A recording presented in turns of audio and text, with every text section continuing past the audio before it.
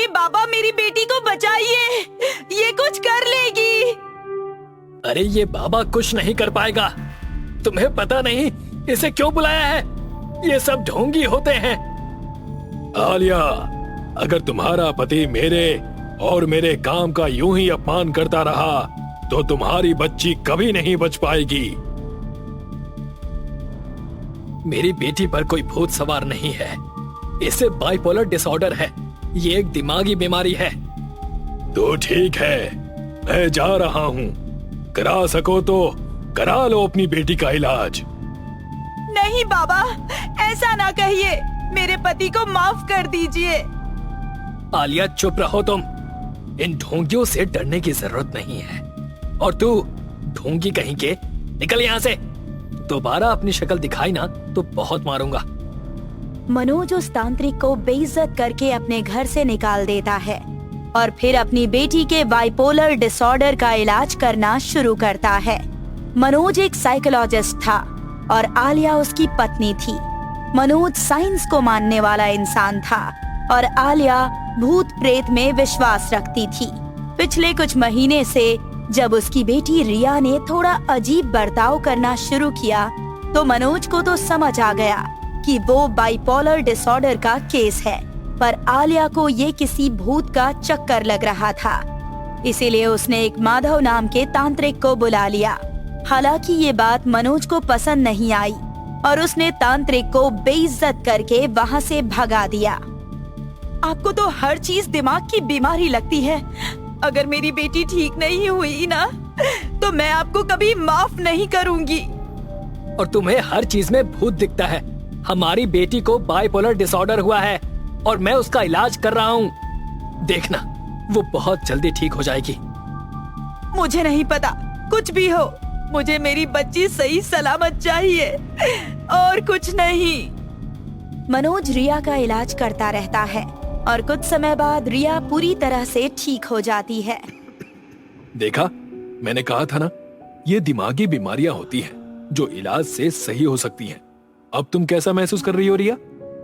आज बहुत समय बाद मुझे ऐसा लग रहा है कि मेरा दिमाग पूरी तरह से मेरे काबू में है, वरना पहले तो अपने आप अजीबोगरीब थॉट्स आते रहते थे और मैं उनको रोक नहीं पाती थी। आज मैं बहुत खुश हूँ मेरी बच्ची। तू हमेशा ऐसी ही हंसती खेलती रहना। मैं मिठाई लेकर आता हूँ। नहीं, आप रुकिए, मैं लेकर आती हूँ। मुझे एक बहुत अच्छी दुकान पता है। वो हलवाई बहुत अच्छी मिठाई बनाता है। मैं वहीं से ले आऊंगी। ओके, ठीक है, जैसा तुम्हें सही लगे। आलिया मिठाई लाने के लिए घर से निकल जाती है, पर इससे पहले कि दुकान पर पहुंच पाती, रास्ते में उसे एक बूढ़ा आदमी मिलता है। अरे ओ देवी जी, सुनिए जरा, मैंने ये बेर खरीदे थे पर ये मुझे कुछ सही नहीं लग रहे हैं। क्या आप मुझे एक खाकर बता सकती हैं कि ये सही है या नहीं? हाँ लाइए, अभी बता देती हूँ।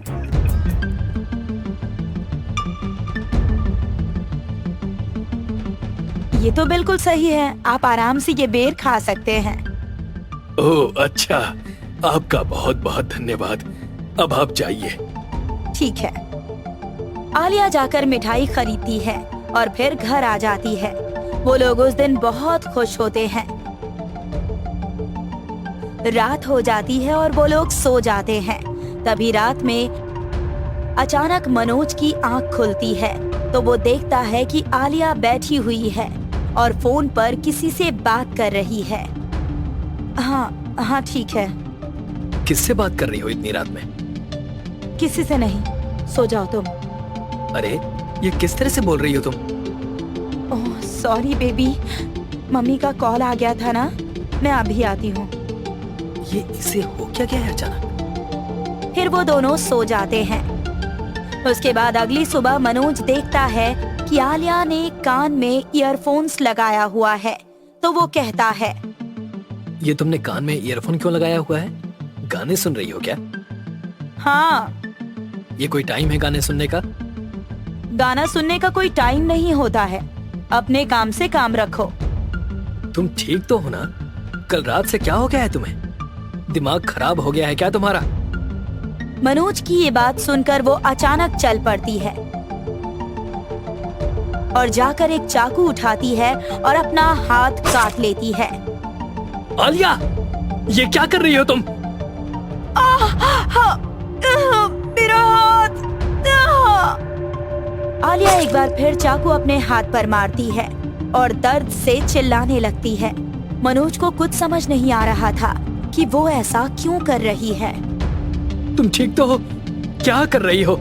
मेरी बात इतनी बुरी लग गई कि अपना हाथ काटने लगी। मैं काटना नहीं चाहती थी, पर क्या?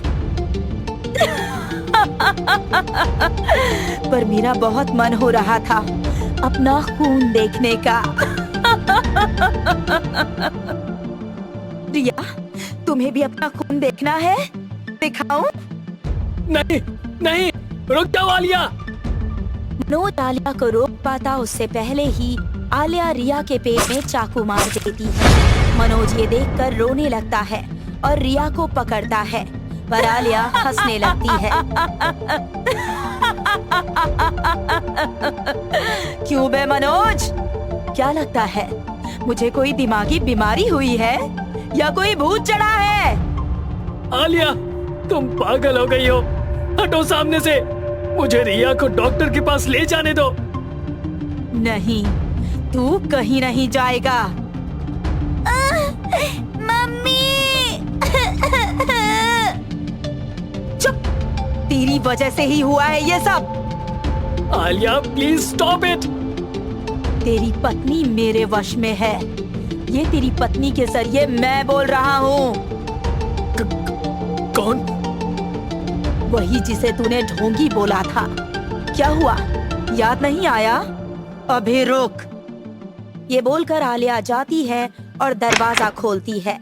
सामने माधव खड़ा होता है, वही तांत्रिक जो रिया पर से भूत उतार रहा था। क्या कहा था तूने मनोज कि अगर मैंने दोबारा अपनी शक्ल दिखाई तो बहुत मारेगा? आजा। और साले तूने क्या किया है मेरी पत्नी के साथ?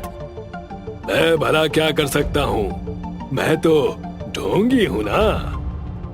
मनोज को गुस्सा आ जाता है और वो उसे मारने आगे बढ़ता है, पर माधव आलिया से मनोज को रोकने को कहता है, तो आलिया आकर मनोज को पकड़ लेती है। आलिया, मुझे छोड़ो। तुम इसकी बातें क्यों मान रही हो? होश में आओ। रिया को देखो, उसका खून निकल रहा है, वो मर जाएगी। आलिया, मनोज को मारो। आलिया मनोज को मारने लगती है। मनोज बचने की कोशिश करता है, पर वो उसे बुरी तरह से पीटती रहती है। ये वशीकरण है, तुम इससे नहीं बच सकते मनोज।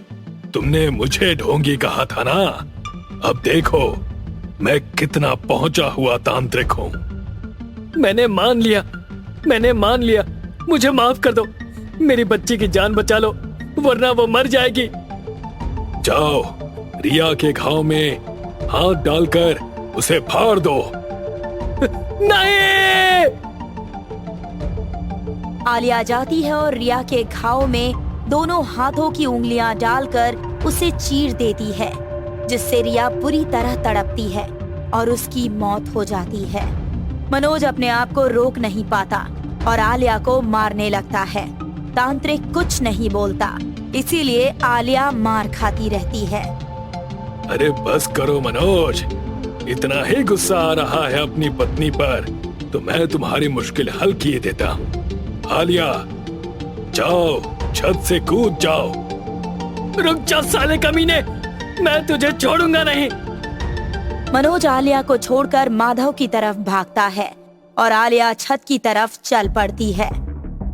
रुको आलिया, पहले अपने पति की जान लो, उसके बाद फिर खुद को मार लेना।